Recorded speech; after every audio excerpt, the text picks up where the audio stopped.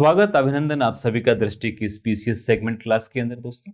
और मैं आपको आज यूपीपीएस पीसीएस के लिए सन 2017 में विज्ञान और प्रौद्योगिकी के लिए जो प्रश्न आए हुए हैं, विज्ञान और प्रौद्योगिकी के लिए जो प्रश्न प्रारंभिक परीक्षा के अंदर आए थे 2017 में, उस पे आपको एक वीडियो में पहले दे चुका हूं जिसमें 12 प्रश्नों को हमने सॉल्व किया था।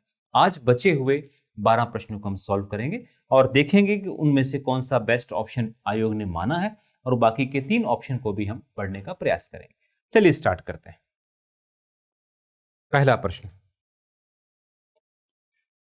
सुई चुभने पर निम्नलिखित अंगों में कौन सा दर्द महसूस नहीं करता है?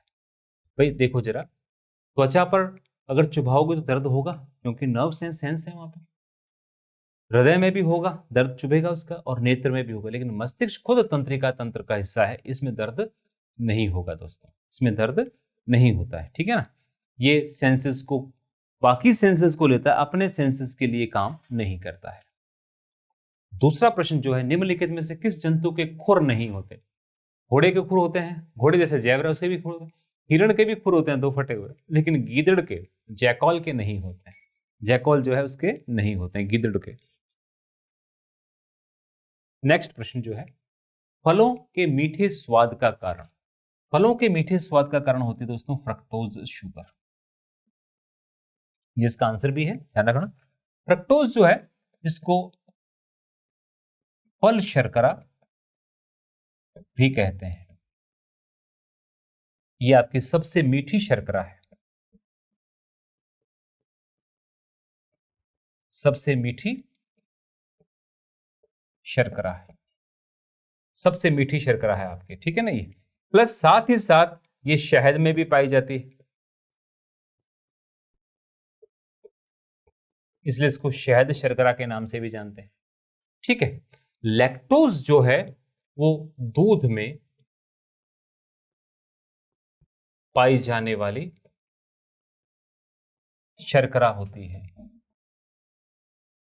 ठीक है ना, और लैक्टोज जो है वो सबसे ज्यादा गधी के दूध में पाया जाता है, गधी के दूध में पाया जाता है। ठीक है, माल्टोज जो है ये आपका इस प्रकार से बनता है, जैसे आपका जो स्टार्च आपने खाया है, जो स्टार्च, वही बना देता हूं।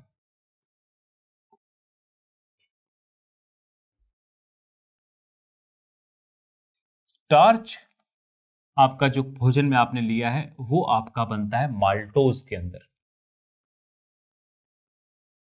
माल्टोज के अंदर बदलता है, और बदलने वाला जो होता है वो आपका होता है टाइलिन, टाइलिन एंजाइम, और ये बाद में ग्लूकोज में बदल जाती है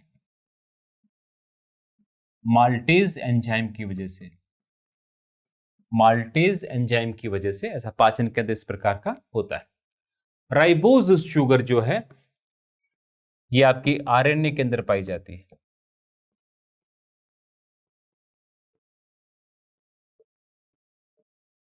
आरएनए के अंदर पाई जाती है। ठीक है ना, तो राइबोज जो है वो आपका 5 कार्बन वाली है ना, तो वो राइबोज शुगर जो है आपकी वहां पर पाई जाती है, राइबोज। ठीक है, तो ध्यान दीजिए, इसका सही आंसर क्या हो जाएगा आपका? फ्रक्टोज हो जाएगा। डीऑक्सी राइबोज न्यूक्लिक अम्ल कहते हैं ना जिसको, तो आरएनए के अंदर पाया जाता है वो। निम्न में से कौन सा युग्म सही सुमेलित नहीं? यहां पर आपको हार्मोन्स दिए गए और उनके कार्य दिए गए हैं, उनको देखना है आपको। इंसुलिन हार्मोन ये अग्नाशय के लैंगरहैंस द्वीप, लैंगरहैंस द्वीप की बीटा कोशिका में पाई जाती है, बीटा सेल में पाई जाती है, और इसकी वजह से जो है माहौल जो है आपका, वो शरीर में ब्लड शुगर जो है वो बढ़ जाती है। तो इंसुलिन जो है रक्त शर्करा का नियंत्रण करता है, बिल्कुल सही है आपका, वेरी इंपॉर्टेंट है। मेलेटोनिन, मेलेटोनिन जो है ये आपकी पीनियल ग्रंथि से, पीनियल एक अंतःस्रावी ग्रंथि है,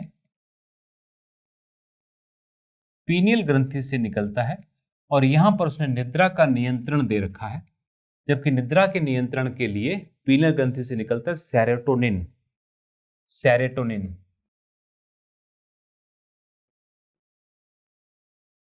और मेलेटोनिन जो होता है वो आपके त्वचा के रंग यानी कि मेलेनिन वर्णक को नियंत्रित करता है, और सेरोटोनिन जो है वो निद्रा का नियंत्रण करती है। लेकिन चूंकि मेलेटोनिन पीनियन से निकलता है, सेरोटोनिन भी पीनियन से निकलता है, तो इसका मतलब यह है कि यह आपका सही सुमेलित माना गया है, ये सही सुमेलित माना गया है। Very important.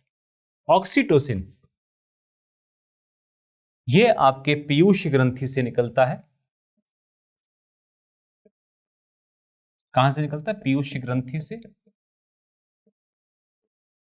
और पीयूष ग्रंथि से निकलने के कारण दोस्तों वेरी इंपॉर्टेंट बात यह है कि ये आपका स्तन ग्रंथि से दुग्ध का निस्सारण करता है, ये सही है बिल्कुल।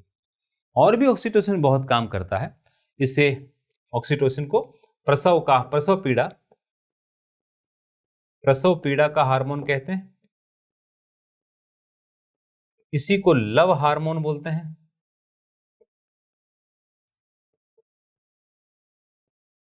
ये वो लव नहीं जिसके बारे में आप सोच रहे हो, ये माताओं के द्वारा, चाहे वो किसी कुत्ते, बिल्ली, बंदर, भेड़े, चमगादड़ सभी की और मनुष्य की, जो माताओं द्वारा बच्चे को स्नेह किया जाता है वो स्नेह है। कई बार कुत्ते बिल्ली को चाटते हुए देखा होगा बच्चों को, वो आपका लव हार्मोन है। इससे इरिटेशन होता है, इससे अवसाद आता है, ये आत्महत्या को प्रेरित करता है, और इससे गर्भपात का हार्मोन भी बोलते हैं। गर्भपात का हार्मोन भी इसी ऑक्सीटोसिन को कहते हैं। ठीक है, तो ये भी सही है आपका। बचता है गैस्ट्रिन, तो ये गैस्ट्रिन वाला सेगमेंट जो है वो सही नहीं है, रक्तचाप का नियमन नहीं करता। गैस्ट्रिन का तो बहुत ही झगड़ा काम है। क्या है अगली स्लाइड पे देखते हैं।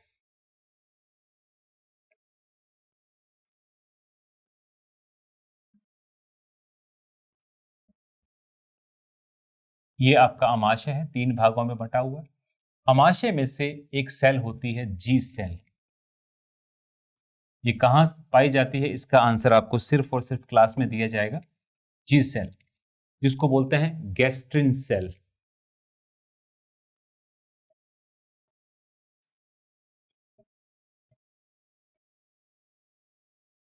गैस्ट्रिन सेल जो है वो गैस्ट्रिन हार्मोन का निर्माण करती है।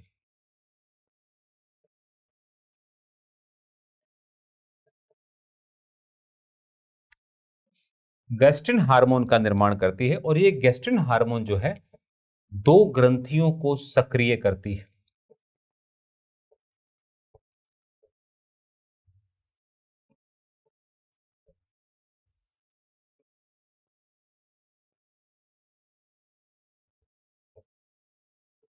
पैराइटल सेल और चीफ सेल। पैराइटल सेल और चीफ सेल को क्या करती है, ये आपकी सक्रिय करती है।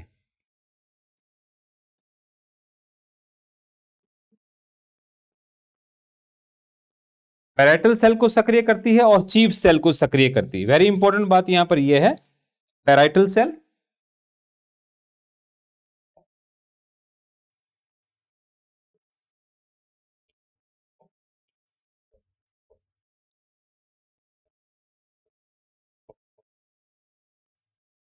अब क्या होगा इसमें दोस्तों, पैराइटल सेल से निकलता है HCl, और चीफ सेल के अंदर 2 आपके निष्क्रिय एंजाइम्स पाए जाते हैं, प्रोरेनिन और पेप्सिनोजन।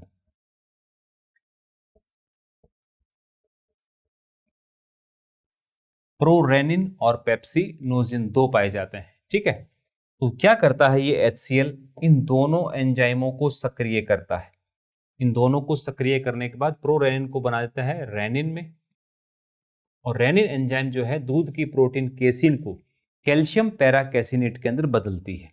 ठीक है, और ये पेप्सिनोजन जो है ये बनाती है पेप्सिन।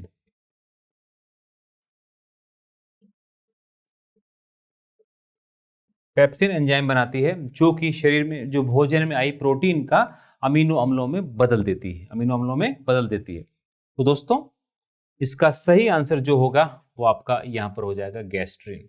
गैस्ट्रिन का मैंने बता दिया है कि क्या काम करता है क्या नहीं, उसको पूरा डिटेल में आपको मैंने समझा दिया है। नीचे दो कथन दिए गए हैं, मानव शरीर सेलुलोज के पाचन में असक्षम है। बिल्कुल सही बात है ये। मानव शरीर में स्टार्च अपघटक एंजाइम डायस्टेट विद्यमान रहता है, ये भी सही बात है। लेकिन इस सही होने के कारण इन दोनों में बीच में कोई तालमेल नहीं है, इसमें कोई तालमेल नहीं है। ठीक है, इस वजह से दोनों सही तो हैं परंतु दोनों में आर जो ए का स्पष्टीकरण नहीं है, तालमेल नहीं है, तो ऑप्शन इसका बी हो जाएगा। ठीक है दोस्तों, निम्नलिखित कौन सा सुमेलित नहीं है? विटामिन है और उनके कार्य हैं, इनको कौन सा सुमेलित नहीं है उसको देखना है। सबसे पहली बात, विटामिन B12 ये प्रति अरक्त का कारक है, मतलब इसकी वजह से एनीमिया नहीं होता, प्रति अरक्तता कारक है, बिल्कुल ठीक है। और इसको बोलते हैं साइनोकोबालेमिन, साइनोकोबालेमिन। इसके अंदर कोबाल्ट पाया जाता है, इसका कोई पादप स्रोत नहीं है,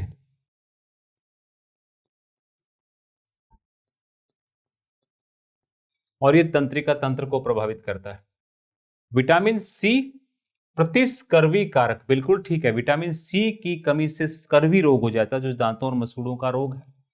विटामिन सी लोहा मेटाबॉलिज्म में काम आता है, यह कोशिका विभाजन में काम आता है, कोलेजन प्रोटीन बनाने के काम आता है,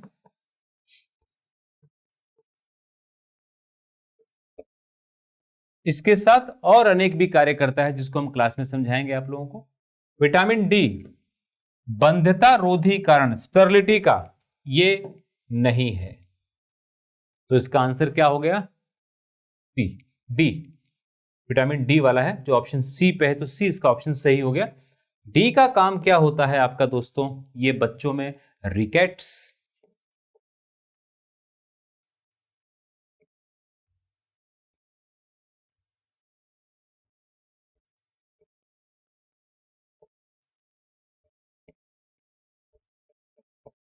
रिकेट्स बच्चों में, और वयस्कों के अंदर ऑस्टियोमलेशिया,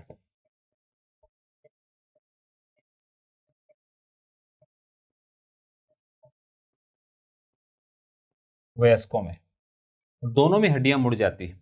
सुखंडी रोग, सूखा रोग, इसी को बोलते हैं, वेरी इंपॉर्टेंट।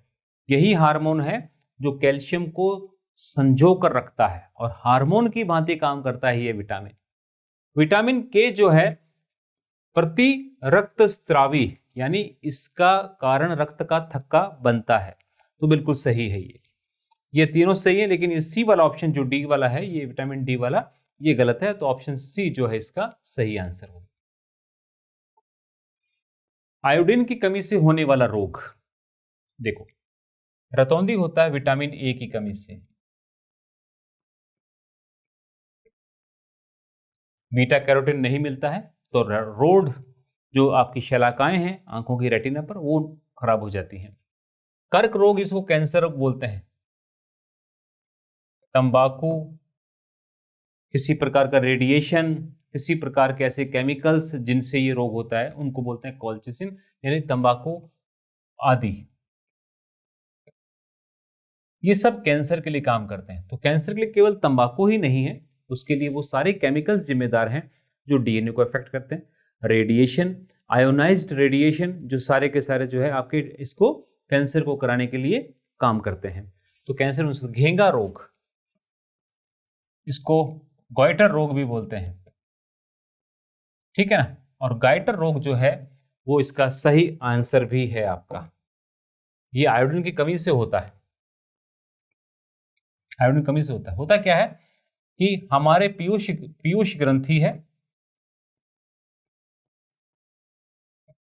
पीयूष ग्रंथि से निकलता thyroid stimulating hormone, thyroid stimulating hormone ये जाता है थायराइड में, थायराइड ग्रंथि के अंदर जाता है। और जब ये जाता है तो वहां पर क्या बनती है, थायरोनिन, थायरोनिन बनती है। तो थायरोनिन जो है इस ग्रंथि के अंदर आना स्टार्ट हो जाती है, किसकी वजह से, इसकी वजह से। लेकिन इसके अंदर क्या नहीं आ पाती है, आयोडीन, आयोडीन नहीं आती है तो थायरोनिन इसके अंदर भर जाती है। भरने के बाद ये फूल जाती है, किनारे से भर जाती है ना, फूल जाती है। ये फूला हुआ भाग ही क्या कहलाता है, गॉइटर, इसी को घेंगा रोग बोलते हैं। इसलिए खाने के अंदर जो है नमक में आपके आयोडीन की मात्रा होनी चाहिए, ठीक है। अस्थि सुस्थिरता, इसको बोलते हैं ऑस्टियोपोरोसिस।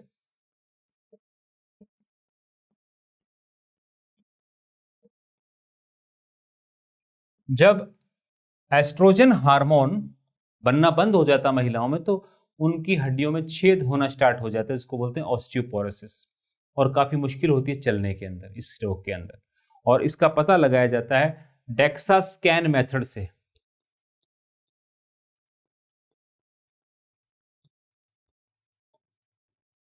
इससे बोन मिनरल डेंसिटी को चेक किया जाता है और चेक करने के बाद फिर बताया जाता है कि कितना आपका बोन मिनरल डेंसिटी कम हो गया, ऑस्टियोपोरोसिस हो गया। तो सही आंसर इसका सी था, आयोडीन कमी से। निम्नलिखित में से किसका मस्तिष्क उसके भार के अनुपात में सबसे बड़ा होता है। अब यहां पर देखो, दिखने वाली चीज तो सबसे छोटी चींटी है, लेकिन इसका मस्तिष्क जो होता है वो सबसे बड़ा होता है उसके भार के शरीर के अनुपात में। अगर मैं सभी के भारों की बात करूं जो मस्तिष्कों को लेकर के है, तो 3.26 मिलीग्राम होता है चींटी का, जो मस्तिष्क का भार होता है ना। लेकिन वो काफी छोटा है, उसके 4,618 ग्राम। और 300 से लेकर के 400 ग्राम जो है वो मानव का होता है। और डॉल्फिन जो होती है इसका भी आपका 1500 से लेकर के 1700 तक होता है ग्राम। लेकिन चींटी जो है उसका मस्तिष्क जो है वो उसके शरीर के आकार से ज्यादा, काफी बड़ा होता है। तो सही आंसर क्या होगा, चींटी। पित्ताशय में उपस्थित पत्थर यानी पत्थरी स्टोन निम्न में किसका पाचन प्रभावित करती है। देखो ध्यान से दोस्तों,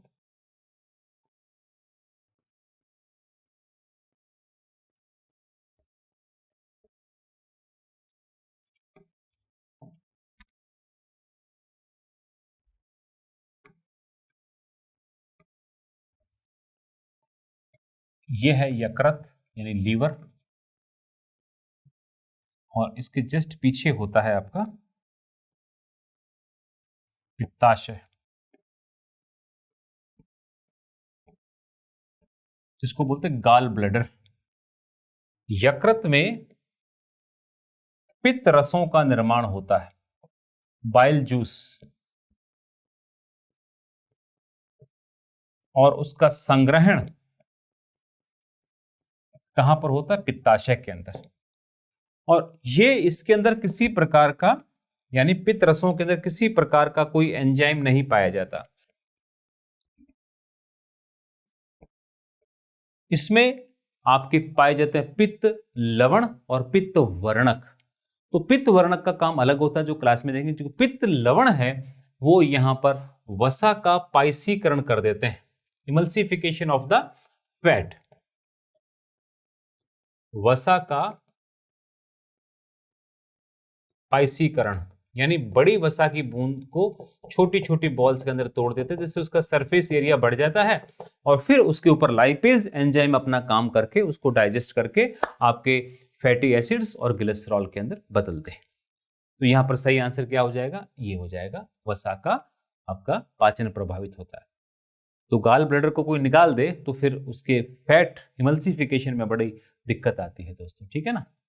अगला प्रश्न जो है, इसमें प्रोटीन का पाचन जो है वो आपके अमीनो एसिड्स में होता है, जिसके अंदर बहुत सी चीजें हैं जो पाचन तंत्र के अंदर पाई जाती हैं, जो आहार नाल में होती हैं, आमाशय में होती हैं और आपके अग्नाशय के अंदर भी पाई जाती है ना। उसी प्रकार से कार्बोहाइड्रेट का हम पाचन हो जाता है और न्यूक्लिक अम्ल जो खुद डीएनए है उसको नहीं देखते।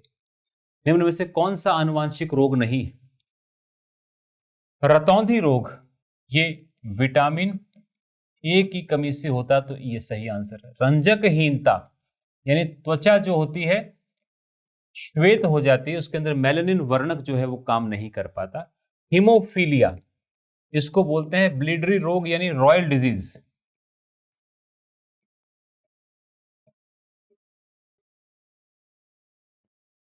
ये आपके शाही परिवार ब्रिटेन के अंदर पहली बार पाया गया था। इसमें चोट लगने के बाद खून का थक्का नहीं बन पाता है, ठीक है। कौन सा डिफेक्टेड इसके अंदर जीन होता है वो क्लास के अंदर बताया जाएगा, लेकिन हीमोफीलिया जो है वो एक आनुवांशिक रोग है। रंजकहीनता जो है वो आनुवांशिक रोग है। वर्णांधता जिसको कलर ब्लाइंडनेस कहते हैं, ये शंकु और शलाका में से शंकु के प्रभावित होने से ये रोग होता है वर्णांधता, जिसको व्यक्ति को लाल, हरा और नीला स्पष्ट रूप से दिखाई नहीं देते। जॉन डाल्टन को ये रोग सबसे पहली बार आइडेंटिफाई हुआ था, इसलिए इस रोग को डाल्टनोजेनेसिस या डाल्टन डिजीज के नाम से भी जानते हैं। तो सही आंसर क्या होगा इसका? रतौंधी। निम्न सूची को सुमिलित कीजिए, सूचियों के बीच दिए गए कूट की सहायता से उत्तर को बनाइए। यह समस्या सबसे इंपॉर्टेंट, इसमें अगर एक पहचानते हो तो हम सिनकोना को पेड़ की छाल से प्राप्त करते हैं, तो कुनैन छाल से हो गया, सिनकोना पेड़ की छाल से। तो डी क्या एक के साथ मिल रहा है? जो डी है एक, ये दो जगह आ गया, ये समस्या और खत्म कर दी। अब उसके बाद आपके पास अफीम, अफीम जो है वो फल से प्राप्त होती है उसके। ए का 3, तो ए का 3 यहां पड़ा, तो ये वाला ऑप्शन जो है आपका ये सही है। तो 2 जो आपकी बी जो है वो 2 जड़ से और रबड़ जो है वो तने से प्राप्त की जाती है। ये इसका सही आंसर होगा 3 2 4 1। ए का 3 आपका अफीम का फल और बाकी सारे मैच हो जाते हैं। निम्नलिखित में से कौन सा सुमेलित नहीं है नाइट्रोजन को स्थिरीकरण करने के लिए? नील हरित शैवाल धान के खेतों में पाई जाती है, इसको साइनोबैक्टीरिया भी कहते हैं, और ये सही बात है, धान के खेतों में क्या करती है, ये आपके नाइट्रोजन को फिक्स करवाती है। फिर है राइजोबियम लेग्यूमिनेसास, ये फली वाली फसलों में यानी मटर की कुल की फसलें जो होती हैं उन सब के अंदर जो है आपका ये सही करती है, ठीक है ना। और फिर एजोटोबैक्टर ये गेहूं के अंदर पाया जाता है। जो मक्का के अंदर पाई जाती है एजोला, वो आपका सही आंसर नहीं है, सुमेलित नहीं है। वेरी इंपॉर्टेंट बात ये है दोस्तों, ठीक है। तो एजोटोबैक्टर जो है वो आपका मुक्त रूप से गेहूं है इनके आसपास के जगह पर किया जाता है, राइजोबियम लेग्यूमिनेसारम। तो इसका सही आंसर जो है वो आपका डी रहेगा दोस्तों, ठीक है।